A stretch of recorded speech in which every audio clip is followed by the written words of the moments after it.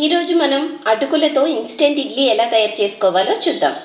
కావలసిన పదార్థాలు: 1 కప్పు అటుకులు, 1.5 కప్పు బొంబాయి రవ్వ, 2 కప్పుల పెరుగు.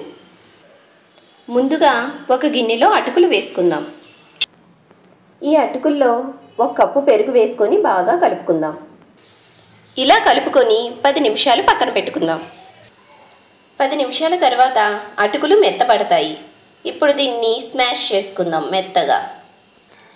ఇలా మెత్తగా స్మాష్ చేసుకున్న తర్వాత దాంట్లో 1.5 కప్పు బొంబాయి రవ్వ వేసుకుందాం. దీంట్లో మిగిలిన 1 కప్పు పెరుగు వేసుకొని కలుపుకుందాం.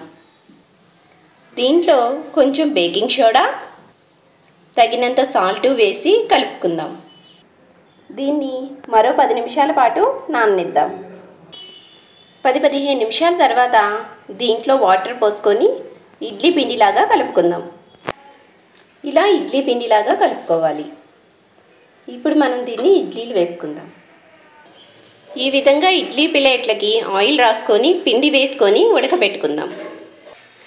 ఈ విధంగా ఇడ్లీ పాత్రలో 15 నిమిషాల పాటు ఉడకబెట్టుకుందాం. ఈ విధంగా ఇడ్లీలు ఉడికితే మన అటుకుల ఇడ్లీ రెడీ. సర్వింగ్ ప్లేట్లోకి తీసుకుందాం. ఈ వీడియో కనుక మీకు నచ్చినట్లయితే లైక్ చేయండి, షేర్ చేయండి. మరిన్ని వీడియోస్ కోసం సబ్స్క్రైబ్ చేయండి. Thank you.